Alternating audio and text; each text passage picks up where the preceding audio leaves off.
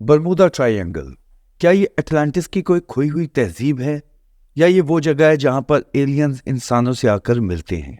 यहाँ वक्त अलग अंदाज में क्यों गुजरता है, या फिर ये किसी दूसरी दुनिया में जाने का कोई रास्ता है? इन सब बातों का हम इस वीडियो में मुख्तसर जायजा लेंगे। मेरे साथ रहिएगा। मैं हूं नासिर खान और आप देख रहे हैं एक्सप्लोर विजन टीवी।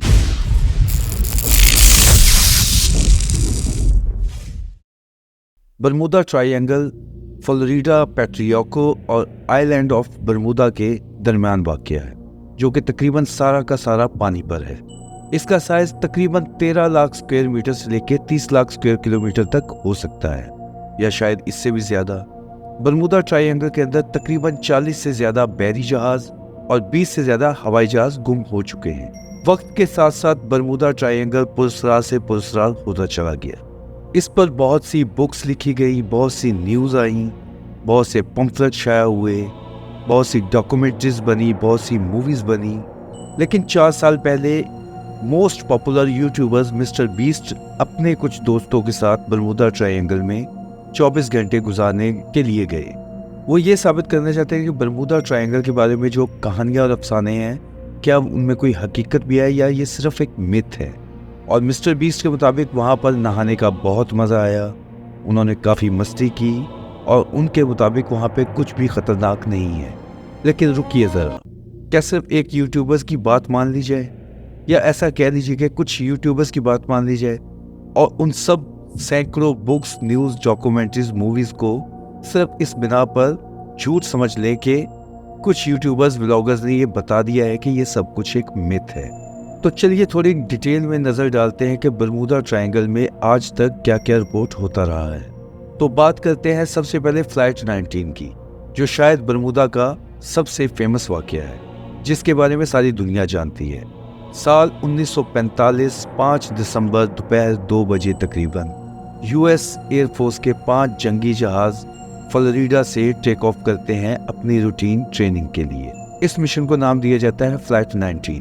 3 घंटे की इस ट्रेनिंग में सब कुछ ठीक ठाक चल रहा था, लेकिन 2 घंटे बाद मौसम में थोड़ी गड़बड़ होती है और उनके कंपास ठीक से काम करना बंद कर देते हैं और उन सब के चलते वो सब अपना रास्ता खो बैठते हैं।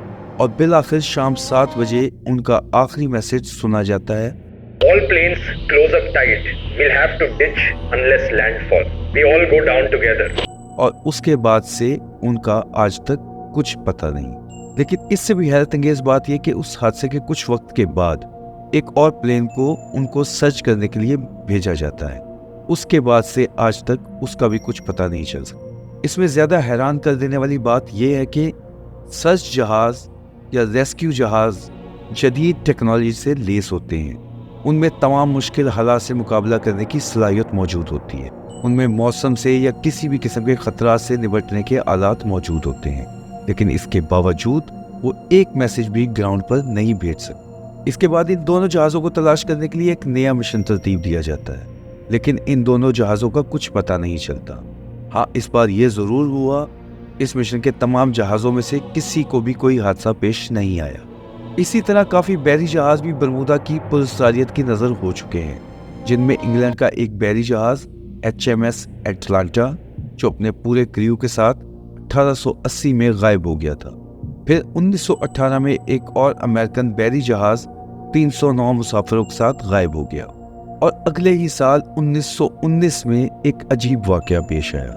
बरमूदा ट्रायंगल के नज़दीक एक बहरी जहाज़ पानियों पर तैरता हुआ नजर आया, जिसका नाम था कोरल ए डेरिंग, जिस पर कोई इंसान मौजूद नहीं था, मगर उस जहाज़ की तमाम चीज़ें सही हालत में थी और तमाम आलात सही तरीके से काम कर रहे थे। ऐसे ही बेशुमार वाक़यात रजिस्टर्ड हैं जो कि बरमूदा ट्रायंगल की पुरस्कारियत में गुम हो चुके हैं। अब मैं आपके सामने कुछ ऐसी हकीकतें रखने जा रहा हूँ जिसके हज़ारों गवाह मौजूद थे, लेकिन इसके बावजूद इन हकीकतों पर यकीन करना इंतहाई मुश्किल है।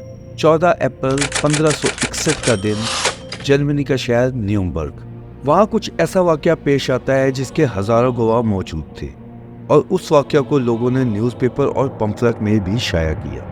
ये पम्फलेट आपको विकिपीडिया पर मिल जाएंगे। मैं वहाँ से इसके आर्टिकल का मफ़हूम आपके सामने रख देता हूँ। 14 अप्रैल 1561 की सुबह 4 से 5 बजे के दरमियान 4 से 5 बजे के दरमियान एक खौफनाक नज़ारा देखने को मिलता है, जिसे न्यूरम्बर्ग के सैकड़ों मर्द और औरतों ने देखा। हमें सबसे पहले सूरज के गिर्द सुर्ख रंग के आधे दायरे नजर आना शुरू हुए, जिन्हें देखकर हमें परेशानी हुई, और फिर एक के बाद एक हमें आसमान में कुछ गोल चीजें नजर आना शुरू हुई। वो आपस में लड़ रही थी। तकरीबन 1 घंटे तक वो आपस में लड़ती रही। इसके बाद हमने आसमान में एक बड़ा सा काले रंग का नेजा देखा, जो मगरिब से मशरिक की तरफ जा रहा था। इस अजीबोगरीब वाक़या ने न्यूरम्बर्ग के लोगों में खौफो हिरास फैल गया, और कई दिनों तक जर्मनी के चर्चेज में खुदा से माफ़ी मांगने की प्रेयर्स भी होती रही। ये सब कुछ डॉक्यूमेंटेड है, मैं इसका लिंक डिस्क्रिप्शन में रख दूंगा। फिर इसके 5 साल के बाद स्विट्जरलैंड के शहर बेस्टल में भी इसी जैसा एक वाक़या हुआ। 28 जुलाई 1565 को स्विट्जरलैंड के शहर बेस्टल के आसमान पर सुबह 9 बजे के करीब सूरज की रंगत बदल गई और उसका साइज जैसे बढ़ गया, और सूरज की रोशनी गहरे सुर्ख रंग में तब्दील हो गई थी। उसके बाद काले और सुर्ख रंग के गोले आपस में लड़ने लगे। फिर अचानक से ये सब कुछ गायब हो गया। इन दोनों वाक़यात में अगर आप गौर करें तो जितने लोगों ने भी ये सब कुछ देखा, ये सब कुछ थोड़ी देर के लिए नहीं था, ये एक लंबे टाइम के लिए था, जिसमें लोगों ने सब कुछ ऑब्जर्व किया कि उन गोलों का रंग काला था, काले रंग का स्याह नेज़ा था, वो आपस में झगड़ रहे थे। इवन यहाँ तक के लोग ये भी डिसाइड कर चुके थे कि कौन सा ग्रुप जीत रहा है। आप सोच रहे होंगे मैं आपको बरमूदा के बारे में बताते हुए यहाँ कहाँ ले आया हूँ। इन सब बातों का बरमूदा से क्या ताल्लुक हो सकता है? कहाँ बरमूदा ट्रायंगल, कहाँ यूरोप के ये शहर? तो थोड़ा सा पेशेंस रखिए, यकीन कीजिए कि आगे जाकर आपको ये बातें बरमूदा ट्रायंगल से लिंक मिलेंगी।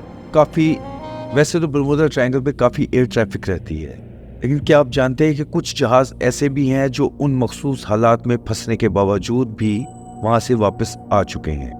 उनमें से कुछ पायलट ने अपनी आप बीती बयान करते हुए बताया है कि हमने फ्लाइट के दौरान अजीब चीज़ें होते देखी हैं। लाइक अचानक से गहरे काले बादल आ जाते हैं, जिनमें दाखिल होने के बाद कुछ पता नहीं चलता कि वो कहाँ पर हैं।